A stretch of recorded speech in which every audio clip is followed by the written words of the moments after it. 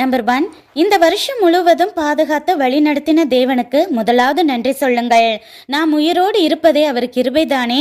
எசேக்கியா ராஜா காலத்துல ஆசாரியர்கள் தங்களை பரிசுத்தம் பண்ணிக்கொண்டு ஸ்தோத்திர பலிகளை செலுத்தி பேரோசையா துணிக்கிற கீத வாத்தியங்களை வாசிச்சு தேவனை துதிச்சாங்களாம். அதனால முழு எருசலேமுக்கும் மகா சந்தோஷம் உண்டானது மட்டும் இல்லைங்க, எல்லாருடைய விண்ணப்பங்களும் பரலோகத்துல உள்ள தேவனை எட்டுச்சான்.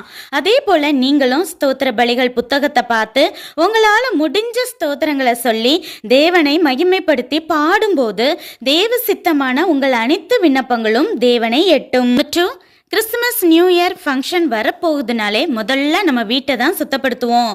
சுத்தங்கிறது நம்ம மனசையும் சந்தோஷப்படுத்தும் தானே.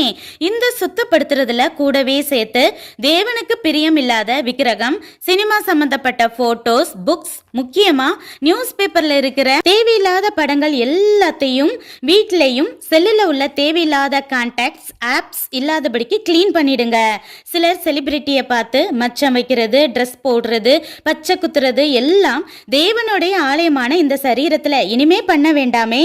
தேவனுக்கு பிரியம் இல்லாதது எல்லாமே நம்மளை விட்டு போனாலே நாம் தேடுகிற ஆசீர்வாதங்கள் எல்லாம் நம்மை தேடி தானா வரும். இதை செஞ்சுட்டு காடு தரும் கிஃப்ட்டுக்காக வெயிட் பண்ணுங்க. நன்றி.